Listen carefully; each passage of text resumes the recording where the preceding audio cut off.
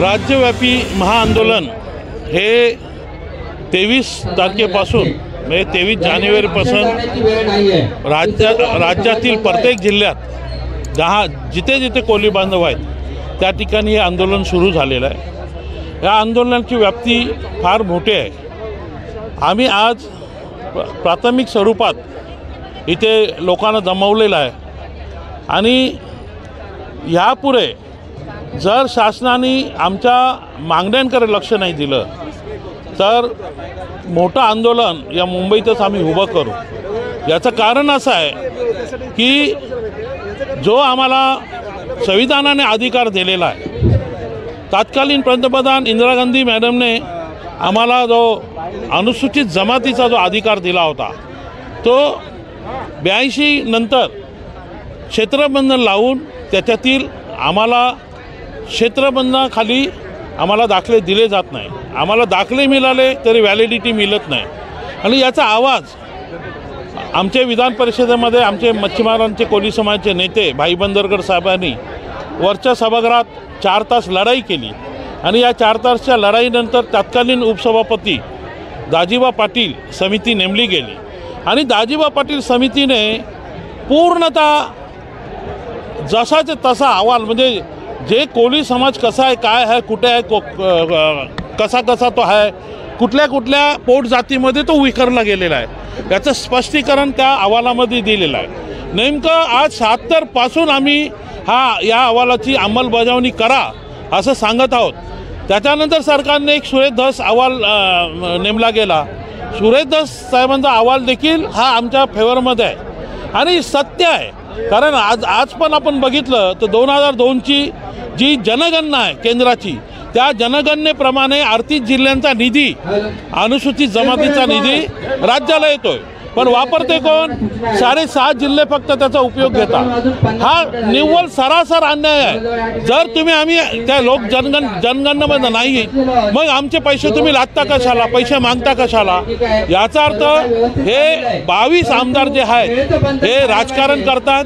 यांच्या जागेवर कोणी नेमून येऊ नये, ते गावीत गवई हे अनेक प्रकारचे जे ज्यांनी जातीच्या नावाखाली बस्तान मांडलेलं आहे। चॅनलच्या माध्यमातून तुम्ही सरकारला मुख्यमंत्र्यांना आम्ही सरकारला हे आवाहन करतो की देवेंद्र फडणवीस साहेबांनी स्वतः आमच्या सभेमध्ये सांगितलं होतं विरोधी नेतेपदी असताना की देता की जाता हे सरकारला आवाहन केलं होतं आणि त्यांनी सांगितलं होतं आमचं सरकार आल्यावरती आम्ही पहिल्याच मंत्रिमंडळाच्या बैठकीमध्ये निर्णय घेऊन तुम्हाला जातीचे दाखले देण्यात येऊ। ते आजपर्यंत त्याच्यावरती दुर्लक्ष होत आहे। मुख्यमंत्र्यांना देवेंद्र फडणवीस साहेबांना अजित पवार साहेबांना या आम्ही सर्वांना आवाहन करतोय की दाजीबा पाटील अहवाल खुला करा, त्याच्यामधली शिफारसी स्वीकारा आणि कोळी समाजाला न्याय द्या। ही मागणी आजच्या मोर्चामधून आपल्या माध्यमातून करतो। जोपर्यंत मागणी पूर्ण होत नाही तोपर्यंत ही लढाई सुरूच राहणार। न्यायालयाची लढाई पण राहील आणि रस्त्यावरची लढाई पण सुरूच राहणार। राज्यव्यापी आंदोलनानिमित्त जमलेले माझे तमाम कोळी बांधव यांचे सर्वप्रथम मी आभार मानतो आणि याचं नियोजन ज्यांनी केलेलं आहे शरदराव, त्यांचं खरं मनापासून धन्यवाद देतो की त्यांनी एक पुढाकार घेऊन सगळ्यांना एकत्रित आणण्याचा एक जो विडा उचललेला आहे तो अशाच प्रकारे त्यांनी पुढे चालत ठेवावा। मी महाराष्ट्र कोळी समाज संघटना अध्यक्ष माजी आमदार स्वर्गीय अनंतरावजी तरे यांच्या संघटनेचा एक सामान्य कार्यकर्ता असून माझ्या संघटनेचा पूर्णपणे शरदरावांना पाठिंबा आहे। कारण का परिस्थिती अशी आहे, आरक्षण हे आम्हाला मिळालेलं आहे पण आरक्षण मिळून सुद्धा हे सरकार जाणून मुजून आमच्यावरती अन्याय करत आहे। क्षेत्रीय बंधन कायदे झाले, गावठणं झाली, टोले जंगल इमारती हे लोक बांधण्यासाठी आम्हाला वेटीस धरत आहेत। आमच्या जमिनी जी आहेत त्या हडपण्याचा प्रयत्न करत आहेत। ह्या सगळं कुठेतरी थांबावं, या सरकारला कुठेतरी एक जाग आणावी याकरता जे जनजागृती मोहीम शरदरावांनी चालू केली त्याला माझा आणि माझ्या समाजातर्फे पूर्ण पाठिंबा आहे. जवळजवळ 22 कोळी समाज संघटना एकवटण्यासाठी माननीय श्री शरदचंद्र जाधव यांनी 6 जानेवारीला औरंगाबाद येथे सभा बोलवण्यात आली. त्यानंतर 14-15 अशा तारखांना जिल्ह्यामध्ये सभा झाल्या. त्यानंतर एकमताने असं ठरलं की पिवळ्या झेंड्याखाली आणि केवळ कोळी या सामाजिक चळवळीसाठी सगळ्या संघटना वेगवेगळ्या संघटना या त्यांचे लेबल आणि वेगवेगळ्या पक्षांचे जे झेंडे आहेत ते बाजूला ठेवून एकमताने या ठिकाणी आपण आपला कोळी बांधव या ठिकाणी उतरला. त्याचा एकच फक्त उद्देश आहे की अनुसूचित जमातीचे दाखले हे केवळ कोळी नोंदीवर मिळण्याची तरतूद शासनानेच या संविधानात किंवा डॉक्टर बाबासाहेब आंबेडकरांनी केलेली असताना सुद्धा त्याची अंमलबजावणी होत नाही. आम्हाला नवीन आरक्षण नको आहे. आमचं जे आरक्षण आहे तेच आम्हाला लागू करत नाही. लागू करण्यासाठी हा मोठा आटापिटा करावा लागतोय. खरोखरच खेदाची बाब आहे.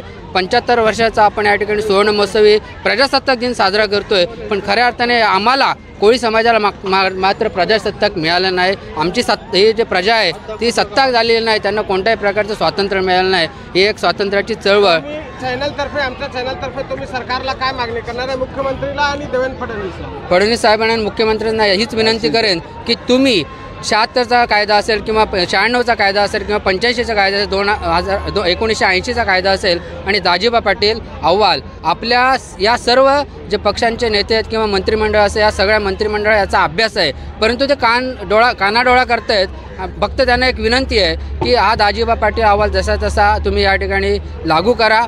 त्याच्या सगळ्या शर्ती अटी ज्या आहेत त्या तशा लागू करा. आमचं काही म्हणणं नाही, कारण तुमचं या ठिकाणी जे काळं बेर आहे आपण म्हणतो की राजकारणांमध्ये वेगवेगळ्या प्रकारचे मिलीभगत असते. ही मिलीभगत कुठेतरी चव्हाट्या होईल का असं त्यांना भीती वाटते आणि खरोखरच आता ही येण्याची वेळ आलेली आहे. कारण आमचा कोळी समाज हा फक्त अशिक्षित राहिला नाही तर सुशिक्षितपणे कायदेशीररित्या आम्ही आज हा लढा पुकारलेला आहे. दोन्ही प्रकारचा लढा रस्त्यावरचा आणि कायदेशीर दोन्ही चालू असल्याने नक्कीच त्यांचे ज्याप्रमाणे आपण म्हणतो की वेगवेगळ्या घोटाळ्यांमध्ये अनेक आमदार खासदार हे काय झाले जेलमध्ये गेले, आता ही वेळ त्यांची आलेली आहे. जर कोळी समाजाचा प्रश्न सोडवला नाही तर कायदेशीररित्या त्यांना आत जाण्याची व्यवस्था मात्र आम्ही केलेली आहे. धन्यवाद. मोठ्या संख्येमध्ये आम्ही 23 जानेवारी 2024 पासून प्रत्येक जिल्हाधिकारी कार्यालयासमोर राज्यव्यापी महाआंदोलन हे सुरू केलेलं आहे आणि प्रथमच कोळी समाज हा एकवटून प्रत्येक जिल्हाधिकारी कार्यालयाच्या समोर अन्नत्याग सत्याग्रह करायला उतरलेला आहे. आज आझाद मैदान मुंबई या ठिकाणी आमचा कोळी समाज खूप मोठ्या संख्येने आहे आणि आम्हाला ज्या ब्रिटिशकालीन गॅजेटियर्स आहेत, शासनाचे अनेक GR आहेत, घटनेत तशा तरतुदी आहेत, कोर्टाचे आदेश आहेत, प्रशासकीय आम्हाला दाखले दिले गेलेले आहेत, परंतु आताच ते देणे बंद का झाले.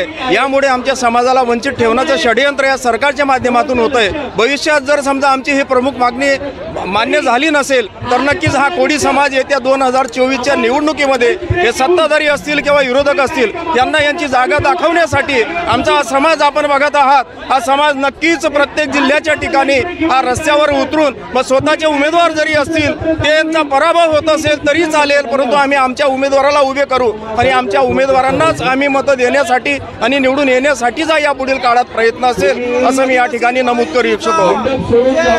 राज्यव्यापी महाआंदोलनाच्या दिवशी आज 24वा दिवस आहे. आम्ही सगळे कोळी लोक इथे एकत्र आलेलो आहेत. आज आम्ही आरक्षणासाठी आम्हाला आरक्षण मिळावं म्हणून माननीय CM साहेबांकडे एकनाथ शिंदे साहेबांकडे मी 44 फेऱ्या मारल्या, पण त्यांना आमच्या कोळी लोकांची दाद नाही.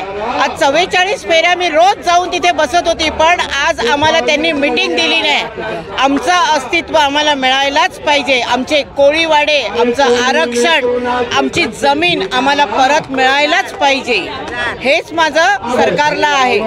नाव राजश्री प्रकाश भांजी, मरोल बाजार अध्यक्षा. 5000 महिला आमच्याजवळ आहेत सदस्य. तरी या रेखाताई, प्रतिभाताई या सुद्धा महाशक्ती अशा माझ्यासोबत असतात. त्यासाठी आमची अजून महिलांची ताकद वाढते.